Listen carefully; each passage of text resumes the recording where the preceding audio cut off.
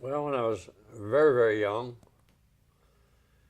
I'm thinking again, 8 years old, uh, I had learned to ride, to shoot a gun, and herd sheep. So we had a good sheepdog. So along my horse and my dog and my gun, we would go out and herd a small band of sheep at the lake ranch, back up in the hills, which was open open land. Anybody who wanted to take a herd back in the hills to graze them could do that. And so it wasn't being, it was very close to the ranch and where they could get on a horse, come out and check on me. That was my job. I learned by experimentation that I could herd sheep sitting on a tall rock by taking my .22 rifle and shooting 6 or 8 feet out in front of the lead ewe,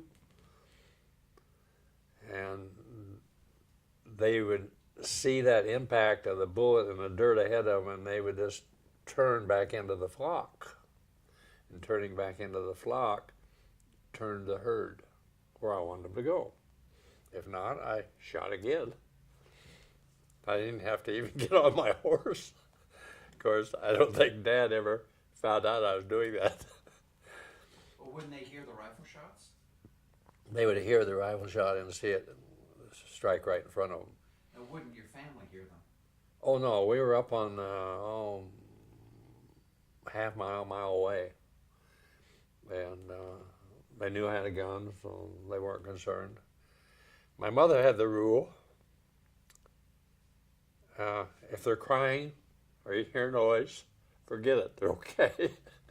But if you don't hear anything, you better check them. Funny rule. Anyway, it worked. She raised a lot of kids. Was ammunition expensive during the Depression? No. Well, we were that makes it up to close to World War I or II.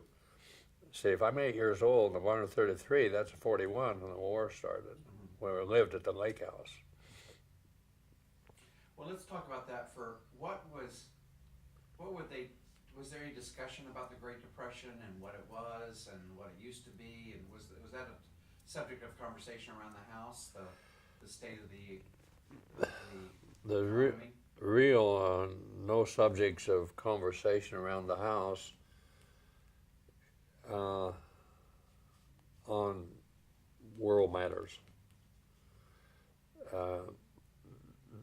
That was what they say. That was a foreign country. We don't have to be concerned about that. Now we're going to war with Germany. Well, I'm talking about the Depression. The Depression. Was there any talk about the New Deal or no, were there government programs that were? Politics were never talked about. I didn't know anything about politics, and didn't know anything until I go and learn at school about what was going on in the world. And that was a source of our knowledge going to school. What are your memories of the Second World War in terms of how it affected people that you knew? Well, the Second World War would take me up to 41, 8 through about 5 years, about 13. And of course, my older brother, Wyoming, joined the Navy, so he wouldn't have to be drafted to the Army. Smart move. Martha's husband, Wayne, joined the Seabees. Brother Ray had flat feet and they wouldn't take him. Of course, now they do that. My brother Ed had some kind of a problem, they wouldn't take him. Why did because of the draft, is that why all the brothers decided to try to go in? Well, that and a patriotism. I mean, you probably can't envision it today, But when the war started, I remember the movies I did get to see where they had the soldiers going off to war. They were lined up around the block to join, to go kill the enemy. And there wasn't any recruitment or anything. It was a volunteer force. Everybody just joined, and they knew that they'd come after them if they needed them, and they just went and joined and went off to war knowing when it was over they'd come home. Do you remember people talking about people that got killed? Yeah, I remember them telling some stories about friends they'd lost, but for the most part, they were very close-mouthed about it because they didn't want to talk about it. So what are your memories of the town of Lovell? How often would you go to town, and what would you go for, and what would you do there? And when you started school, you were going all the way into town every day, right? Well, when I was going to Byron through the fourth grade, or through the third grade, I went to the fourth grade in Lovell when we moved. That would make me almost 10. So I rode the bus all the time to go to Byron up through the third grade, and then we moved to Lovell. I walked to school. No buses. The buses were, of course, go out in the country and pick up the farm kids and bring them into the town. But in Lovell, it was a small town of 2,400 people, and you walked here, you walked there. If you didn't have a car, you walked. Of course, then we graduated to bicycles, and I learned how quickly, if I wanted a bicycle, I'd have to work hard, get some parts, and build one. So, got my first bicycle. And made friends with a bicycle repair guy. So he sold me parts and would help me or tell me how to do it. So made me a bicycle. Manufactured me a bicycle. And rode it everywhere.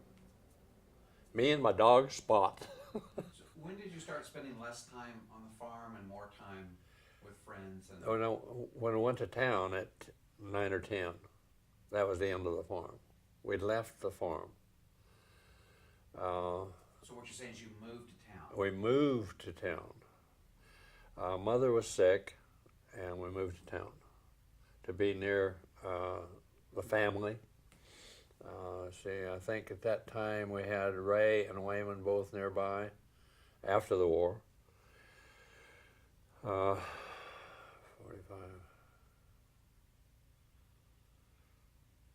What was she sick with? They never figured it out. Looking back, what do you think it was? Do you know? I have no idea. No idea.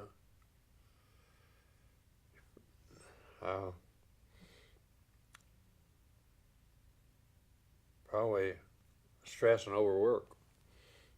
Raising 7 kids on a farm and working herself to death. So was that when your dad started doing contract work? Well, he was doing it before then. He was doing contract with raising sheep in the mountains when we had the ranch up near Cody.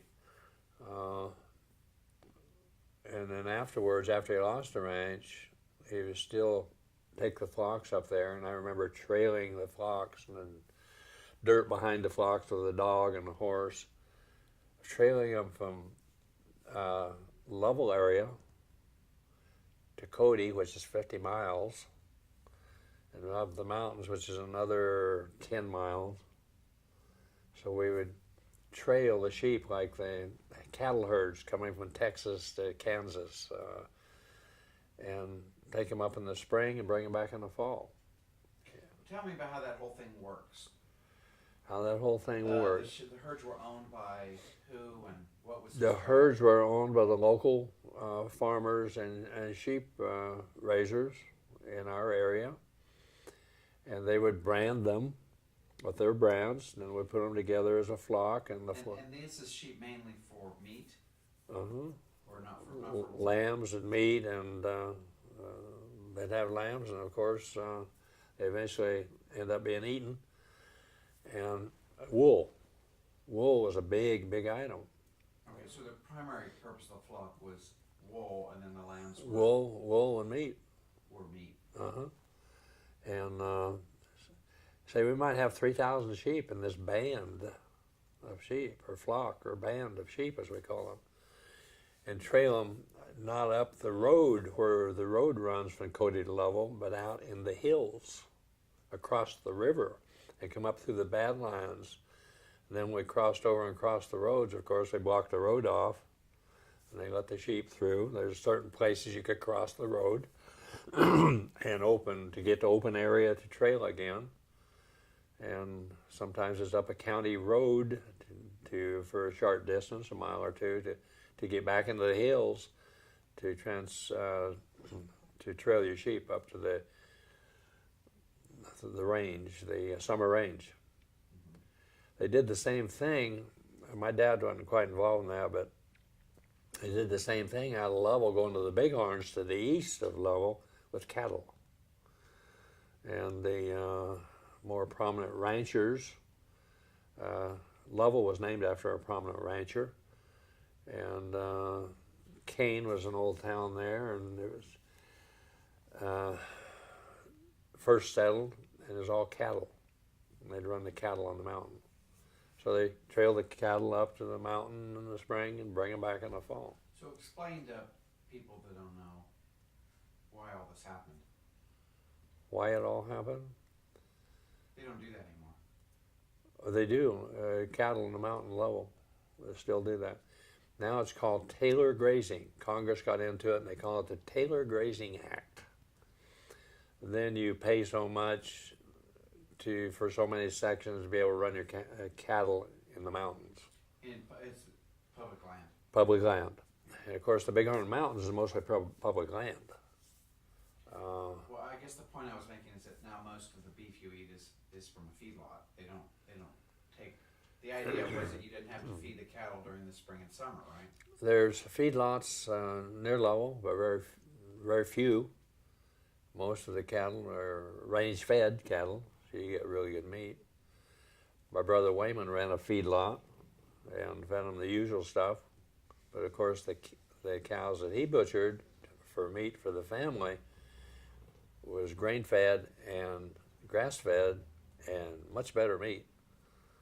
And he taught me at a very young age. Fact is, when I was in the Air Force, Marge and I would go back to Wyoming, and he would kill a small beef. I put half of it on dry ice, take it back to Harlingen, Texas. That's what you ate growing up. So we would dry ice it down, pack it down, drive straight through till we got home. So let's talk about when you were older, like in high school, and and your first car and that kind of thing, when you got to be a man about town. Well, after Mother died, when I was 10, we stayed in Lovell. Dad bought a little house there. No bigger than the dining room and this room.